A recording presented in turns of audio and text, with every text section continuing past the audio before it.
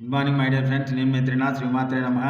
ఈరోజు మనం ఒక మంచి వీడియోతో మేము ముందుకు వచ్చానండి. అదేంటంటే ఇవాళ రోజుల్లో మనం పిల్లల్ని స్కూల్స్లో ఎలా చేరుస్తున్నామంటే స్టేటస్కి తగ్గట్టు చేరుస్తున్నామండి.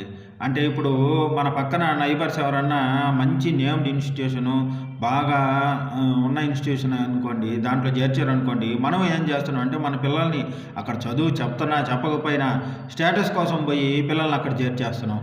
ఇక్కడ ఏమవుతుందో తెలుసా, అట్లా చేర్చడం వల్ల మనం ఫైనాన్షియల్గా లాస్ అవుతున్నాం. ప్లస్ పిల్లలు కూడా ఏంటంటే అక్కడున్న స్టేటస్కి తగ్గట్టు పిల్లలు వస్తారండి.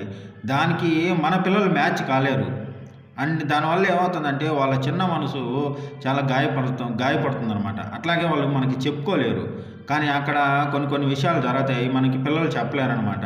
మనమేమో వెళ్ళు అని చెప్పి రోజు స్కూల్కి వాళ్ళని పంపిస్తాం. కానీ వాళ్ళు ఏంటంటే అక్కడ మింగిల్ కాలేరు. అక్కడ ఉన్న అంటే కొంచెం అప్పర్ మిడిల్ క్లాస్ ఫ్యామిలీస్ వస్తాయి కదా, వాళ్ళకి ఈ మనం లోయర్ మిడిల్ క్లాస్ ఫ్యామిలీసు మనమేమో కష్టపడి వాళ్ళు బాగా పైకి రావాలని చెప్పి వాళ్ళు బాగా చదువుకుంటారని చెప్పి ఉద్దేశంతో మనం చేస్తాం. కానీ ఏమవుతుందంటే అక్కడ పిల్లలు దాన్ని రీచ్ కాలేకపోతున్నానండి. సో మై డియర్ ఫ్రెండ్స్, నేను చెప్పేదండి పేరెంట్స్కి, మనం ఎంత స్టేటస్ ఉన్న స్కూల్స్లో చేర్చాం, ఎంత నేమ్డ్ ఉన్న స్కూల్స్లో చేర్చాం అనేది కాదండి. మన వంతుగా మనం వాళ్ళు వచ్చిన తర్వాత కేరింగ్ తీసుకొని అన్ని విషయాలు, వాళ్ళకి టాలెంట్ ఉంటే ఆ టాలెంట్ని మనం ఎంకరేజ్ చేయాలి.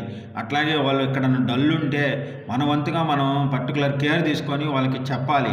అంతేగాని ఏ ట్యూషన్కు పంపిస్తేనో లేదంటే ఇంకే నేమ్డ్ ఇన్స్టిట్యూషన్లో చేరిస్తేనో పిల్లలు చదువుకోరండి. మన వంతుగా మనం తల్లిదండ్రులను దగ్గర కూర్చోబెట్టుకొని అతనిలో ఉన్న టాలెంట్లు ఏంది, వాళ్ళ నెగిటివ్స్ ఏంది, వాళ్ళ పాజిటివ్స్ ఏంది అన్నీ గుర్తుపెట్టుకొని మనం వాళ్ళని ఎంకరేజ్ చేసి ముందుకు తీసుకెళ్ళాలి. సో మై డియర్ ఫ్రెండ్స్, నేను చెప్పిన ఈ చిన్న పాయింట్ మీ అందరికి నచ్చుతుందని ఆశిస్తూ సెలవు తీసుకుంటున్నాను. నేను మీ శ్రీమాత్రే నమః. Thanks for watching this video.